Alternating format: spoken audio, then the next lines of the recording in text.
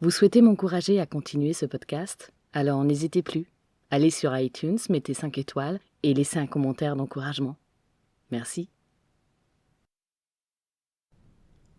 Bonjour et bienvenue dans Rester dans le Flow, podcast où je me raconte et partage avec vous mon parcours de vie et de résiliente.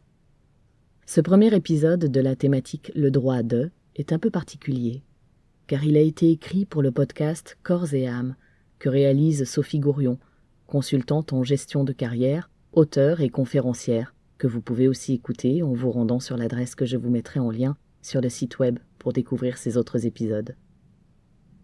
Au-delà de son podcast qui s'intéresse au corps, à ses différentes parties, à ce qu'il dit de nous et de notre société, Sophie tient le blog Tout à l'ego et le Tumblr Les mots tuent, qui recense les articles traitant des violences conjugales de manière erronée ou euphémisante. J'admire la personne engagée contre les violences faites aux femmes. Indépendante, cette journaliste web spécialiste des questions d'égalité femmes-hommes et auteure d'ouvrages sur le genre ne ménage pas sa peine. Ne pas nommer les choses, c'est ne pas les faire exister, dit-elle lors d'une interview sur France Inter en 2017, continuant « Ce qui explique que seulement 14% des femmes victimes de violences conjugales portent plainte. » Je sais que je n'ai jamais été victime de violences conjugales. Je fais cependant partie du pourcentage de femmes victimes de violences sexuelles qui n'ont jamais porté plainte. Toutefois, aujourd'hui, à travers mon podcast Rester dans le Flow, ou à travers Corps et âme pour cet épisode, je prends enfin la parole et j'ai à cœur de le faire aussi longtemps qu'il le faudra. Enfin, avant de lancer l'épisode, un clin d'œil à son travail d'auteur sur la question du genre, puisque Sophie Gourion a publié début 2019 un ouvrage aux éditions Grund, Les filles peuvent le faire aussi, les garçons peuvent le faire aussi, qui est un album jeunesse double face destiné aux 3-6 ans, qui déconstruit avec poésie les stéréotypes de genre et ça, j'aime beaucoup. Car je pense que c'est grâce aux futures générations que nous parviendrons, nous tous, femmes et hommes, à changer la donne, à changer le regard que nous posons sur des personnes qui ont été victimes à un moment donné et qui parfois, trop souvent, en se retrouvant face à la justice à laquelle ils et elles ont fait appel, basculent à la place du bourreau. Et l'une des façons d'y arriver, selon moi, certes, parmi tant d'autres, c'est aussi en apprenant aux enfants comment sortir du genre. Bref, je vous le recommande. Allez, on y va ?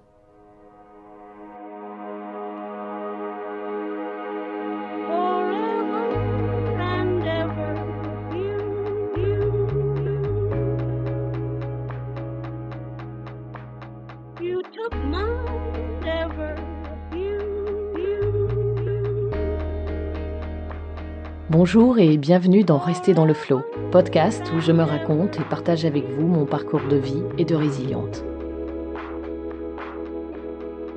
Je m'appelle Florence, j'ai 43 ans. Et comme on le dit dans le jargon actuel, je suis une MeToo.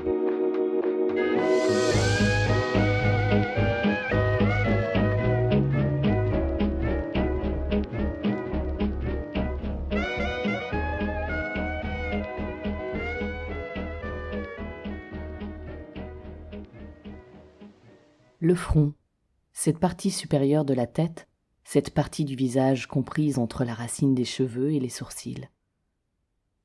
Il y a toujours quelque effronterie à regarder de front, disait Roland Barthes. Moi, mon front, je l'aime bien, et pourtant, je pourrais presque dire qu'il m'a fait affront pendant une partie de ma vie. Pourquoi ? Parce que pendant des années, j'ai eu l'impression qu'il était inscrit dessus « baise-moi ». Vous voyez, la vie est bizarre. Comment un simple front, sans frange, peut-il passer un message aussi provocateur ? Comment une petite fille dont on disait qu'elle était effrontée parce qu'elle savait simplement ce qu'elle ne voulait pas, sans pouvoir l'empêcher encore, est un jour devenue une jeune femme avec une inscription invisible, mais pourtant bien lue sur son front ? Oui, très jeune, j'ai dû faire front tel un soldat en zone de bataille. Vous savez, toujours au front. Survivante, je pourrais ne pas me considérer comme une personne ordinaire, et pourtant, à l'image de bien des femmes, je le suis. Par exemple, quand je sais ce que je veux, je n'y vais pas par 4 chemins. J'y vais directement, en abordant les choses de front. Bon, allez, ok. En vieillissant, c'est vrai, je tergiverse un peu. Beaucoup. Et puis je reprends le dessus et je résiste face à mes turpitudes, face à moi-même, et je fais front. Comme je l'ai dit, enfant, j'ai dû comme j'ai pu aborder les problèmes de front. D'une époque à l'autre, je pouvais cacher ce front derrière une frange, mais entre nous, cela ne servait pas à grand-chose. Cacher ce front que je ne saurais voir pour y lire une invitation qu'apparemment, jeune femme, vous ne souhaitez pas diffuser. Non, non, je ne souhaitais rien diffuser ou divulguer. Et pourtant mon front n'en faisait qu'à sa tête, et j'ai fait face à d'innombrables propositions sexuelles, invitations diverses et variées, blagues salaces et j'en passe. Je pensais que, décidément, j'avais été paramétré pendant mon enfance. Si je ne me trompe pas, mon front est étroit. Mes cheveux sont implantés assez bas sur ma tête et mon visage n'est pas très allongé. Si je lis le décryptage morphologique de Patrice Rass au sujet de mon front, les problèmes et les casse-têtes très peu pour moi. Pour appréhender la réalité, le mental n'est pas mon outil de prédilection. Oui, peut-être. Peut-être qu'enfant c'était le cas. Pourtant, maintenant, je mentalise souvent, très souvent. Il écrit aussi que les personnes au front étroit sont très indépendantes, qu'elles n'aiment pas perdre leur temps à examiner les choses, à les décortiquer de manière tenace et rigoureuse. J'avoue que ce n'est pas faux. J'ai le tempérament d'une fonceuse. Je fais d'abord les choses, comme les podcasts par exemple, et ensuite je réfléchis. Non, pas ensuite. Mon cerveau, caché par ce front, me dit que je préfère apprendre en agissant, que je tire les leçons de mes erreurs, que mes idées et mes principes proviennent de mon expérience. Donc, mon expérience de petite fille vivant l'indicible, jugée parfois effrontée, m'a amenée à être une jeune fille devant faire front, puis à devenir une jeune femme qui avait le front de faire quelque chose. Oui, j'avais l'audace, le culot d'agir et d'aller vers mes rêves. Du coup, à 25 ans, j'ai eu un premier enfant, puis un second à 30, alors que je venais de reprendre des études en psychologie et en conseil conjugal. Et ensuite, à 35 ans, lorsque j'ai décidé de créer ma société d'édition et de prestations numériques, je menais encore et toujours tout de front. Simultanément, je menais plusieurs affaires, plusieurs projets, et j'avoue que je suis incapable de faire autrement, même après la quarantaine. Symboliquement, notre front est en lien avec notre manière d'affronter ce qui nous arrive, ou encore notre manière d'utiliser nos pensées. Par exemple, ne pas se sentir entendu dans ses opinions ou son avis, et en ressentir de la colère peut développer un abcès au niveau du front, ou encore un bouton si nous sommes dans l'impatience d'être entendus ou compris. Je n'ai pas développé ce genre de symptômes. Enfin, je ne crois pas. J'ai juste un grain de beauté à ma gauche. J'ai lu qu'en métoposcopie... Ah oui, pardon, qu'est-ce que la métoposcopie? Que moi-même je ne connaissais pas il y a encore 5 minutes. Merci Google.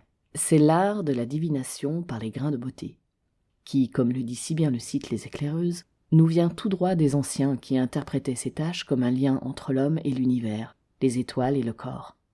Et j'avoue que cela me plaît, c'est poétique. Et là, j'hallucine à la lecture, moi qui ne quittais pas les jupes de ma mère jusqu'à ce que je décide d'aller consulter un psychologue à l'âge de 13 ans.